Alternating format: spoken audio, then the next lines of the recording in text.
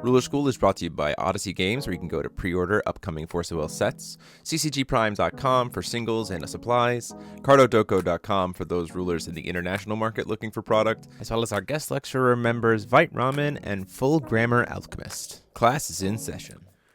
Hey there guys, welcome back to another deck profile with yours truly, Paul Reissmann. Today we are back with Order Odin. As we continue to wade into the antechamber of the 10 dimensions, Order Odin got a very special card called Vafthrûdnir, who dared Odin.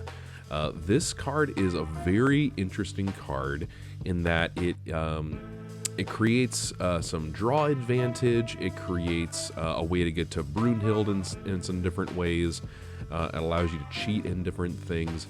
Let's just jump into what this new card does. So first of all, just a static continuous effect as a 4-cost 11/11 resonator giant oracle in Sage. He is going to be both a light and a darkness card for all relevant reasons for that, right? But you can prevent all damage that will be dealt to you by non-light sources. This includes burn damage. This includes battle damage. This includes a lot of different things. So prevent all damage that will be dealt to you by non-light sources already. This is an incredibly helpful wall for one of Odin's biggest issues, and that is burn decks. If Odin can't shut you down, just burn them and Odin dies. There you go. For a tap or for 2 light and to discarding a light card, you can draw 2 cards and then put X +1/+1 counters on this card, where X is the highest total cost of entities you control. Notably, he's going to be your 4 cost, so you're putting at minimum 4. If you have a Brunhild that is milled from the deck and is sitting in your RFG, buffing the total cost of light cards you control when they're referenced by things like this, this card will actually be a 6 cost, so you'll actually get 6 +1/+1 counters, or more, depending on how many copies of Brunhild you have. Now, why that's incredibly relevant is because what this card allows you to do is, when it's milled to the graveyard by the automatic ability of a J ruler you control under Force Resonance Faith, you can just put it into the field with 7 -1/-1 counters on it. And when you do so, you have a built-in way to get those counters off, which is really helpful. But this is also a way for you to... It automatically will have Mythic on it, of course, so you can't have multiples out onto the field. But it'll have Drain as a result of that, so you can gain some additional life. But it has Call of Valhalla 3. If this card would be destroyed, expel it instead. If you do, and you do get it destroyed and expelled instead, search your deck for a Valkyrie card with total cost 3 or less and play it without paying its cost. Then shuffle your deck, which will of course be Brunhild. So this card is actually very, very interesting in general for Odin. It's not necessarily a thing that I thought Odin would need support in 2025. Odin was already still pretty substantial on his own, but this is a different way of sort of putting things onto the board that actually have decent stats. And if you do the discard effect enough, you get some pretty decent hand advantage, plus your +1/+1 counters go up pretty readily.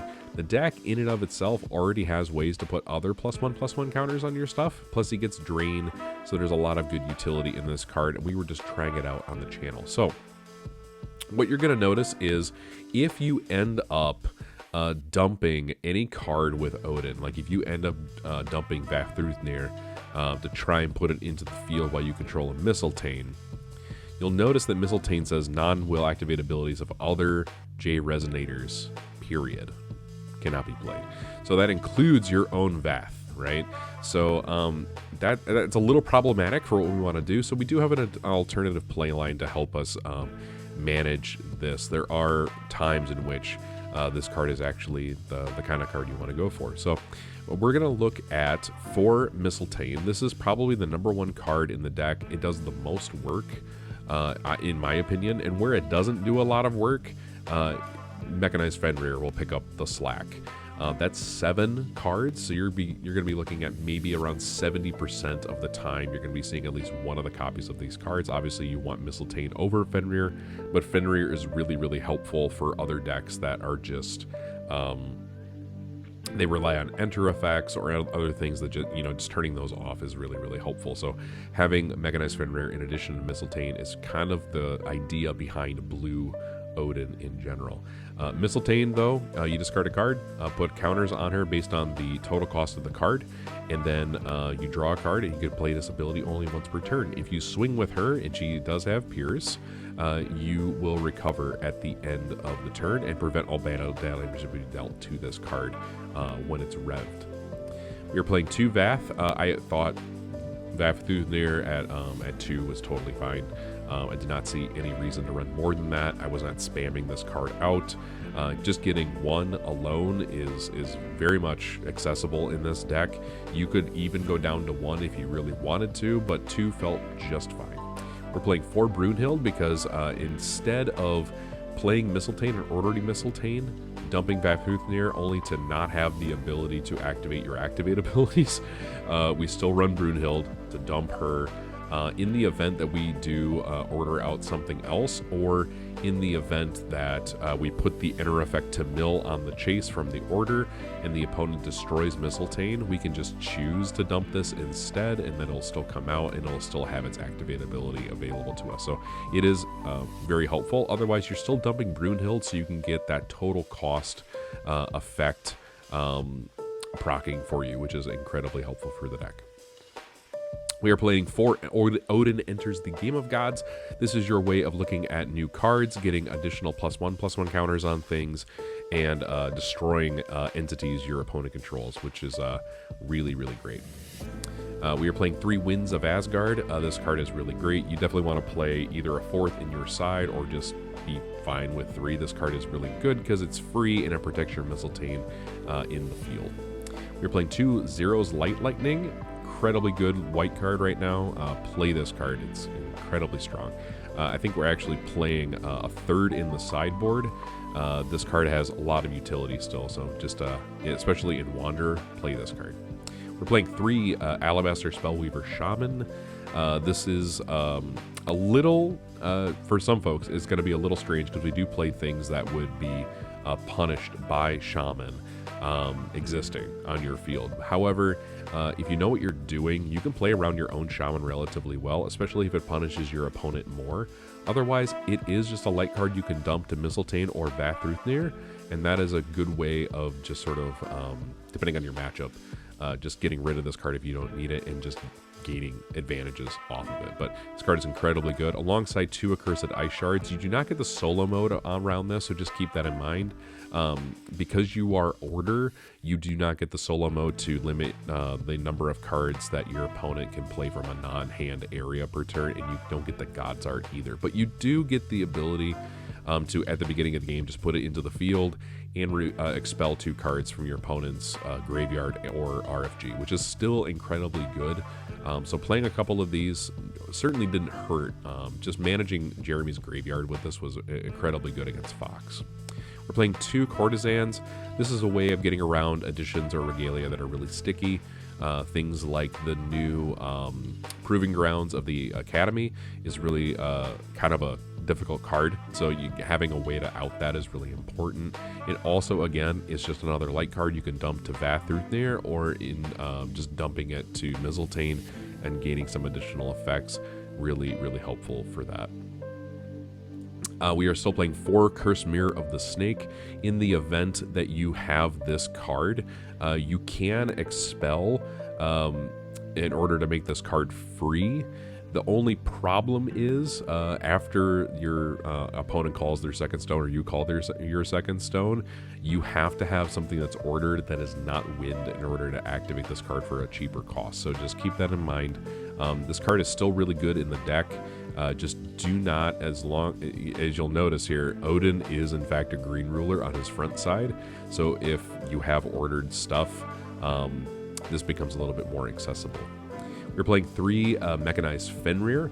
Mechanized Fender, again, is your alternative to Mistletoe. This card is otherwise just more discard fodder, which is really great. 2 Vacuous. Vacuous continues to be one of my favorite cards ever printed in Trinity Cluster. This card is absolute gas. Probably one of my favorite cards of all time, frankly. It just does so much. Removes things, expels additions or regalia, can block while rested, can -6/-6 stuff with a simple tap, has barrier and untouchable. There's just so much good stuff going on with this guy. So I'm playing a couple because I'm in the colors to do so. We're playing 3 Lumia Princess of Rebirth. This is a way to draw additional cards while also maintaining your own life. One thing to keep in mind is this is actually a little bit more necessary because you do not get this card. I did not take it out of the list yet by accident before I did this video. This card cannot be revealed because the reveal effect is on the solo mode. So do not play this card. You will never be able to see it unless you cast it from your hand for some reason. This card is going to be a little less high utility for you. So you definitely need to play a few Lumias if you want to gain some life back. I would also suggest if you want to play Horn, Horn would be really good in this deck to sort of recycle things and keep things relatively kosher for you. The last card that I really like in Order Odin decks is Replicant Odin. You do have a lot of ways of getting things because of Brunhild herself, but also because of Odin enters the Game of Gods. You look at the top 3 for an Aborazuki style effect where you put 1 in your hand, 1 in the graveyard, and 1 in the RFG. This is a good way of setting up Order Replicant Odin place. A lot of Odins in this deck. Your Replicant Odins actually get fed by this card, and so being able to bring this in, especially against something like a deck like Fox, is incredibly good. Just getting rid of all of their stuff and then removing any resonators they might have in the graveyard is really good as well. It does remove any resonator, but you only get benefits if it's a light or a darkness resonator. So just keep that in mind, especially against Jeremy's like Yigdors and stuff like that. I saw this effect being incredibly, incredibly good. Magic stones include 2 emerald tablets, 4 light vapors for all the blue sourcing, and then 4 heaven's rifts just to round out the stone base. Very simple, very straightforward kind of deck. That's the thing about Odin that was always so good, is that it's relatively simple. It doesn't actually take a whole lot of thought. It was kind of like the in a zero style. It was a kind of a light stun deck and did a whole lot of work just very simply. In the side deck, we are not playing Engraved Setting Sun Rune. We're not playing that. We are, however, playing the 4th Wind of Asgard, another Courtesans in case my opponent is doing a lot of things with stuff like tanks or other regalia / additions. We are playing the 3rd Zero's Light Lightning. We are playing 3 Puriel in case there is a scenario in which my opponent is saying like, we are just going to try and burn you out of the game. Puriel is really good for that, and she's just incredibly strong in general. You can actually even order her, which is even better, because then you have this incredibly decent card for a 3 cost. It's really good to dump off of Mistletoe.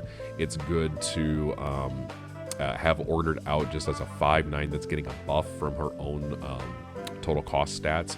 She has Defiant, Flying, Drain. I think this card is an absolute staple in Odin decks, so definitely play Puriel in those. We are playing 3 Lunar Protective Lifeform. Again, you have to have your Odin ordered with something in order to activate this because he is a green ruler, but this card does exist for the burn matchup. We are playing 3 Defenders of the Lower Plateau Wall. I want to experiment with this card more because I think this card is incredibly helpful. Not only does it give you additional cards, which in Odin can be a little bit of an issue, you are discarding a lot of cards, which is one of the things Vafthrud there really helps you with, but having more accessibility to make your opponent less comfortable playing cards, I think this card is an incredibly good thing. Plus, it creates another token. It can change the direction of things that are targeting your Mistletoe, things like Persephone. So, like, this card has a lot of value to it, I think, in this particular deck. It's more protection. Last couple cards we're going to be looking at are Muse Staring At. This is kind of the replacement for Girl Staring At, in my opinion, right now, because that card was incredibly, incredibly good. But there are some decks where Muse Staring At is very helpful to have in addition to everything else going on. With all that being said, guys, let me know what you think of this deck down in the comment section down below. Again, you cannot reveal the setting sun rune. Don't do it. But we're doing it live. We're doing it live. Bye. It's gone. There. Now you don't. Now no one can say anything other than the fact that we have a 14 card side deck. But don't worry about it. Anyway, guys, let us know what you think of Order Odin down in the comment section down below. Let me know what you guys would do differently. Are there other cards that I'm not considering? Also, just a quick shout out to Dalton Slocum. Missed that man in this card game, and Odin was his first deck, so I had a lot of memories playing against this deck with that guy in mind. Anyway, guys, reminiscing all aside, this has been Paul saying class is dismissed.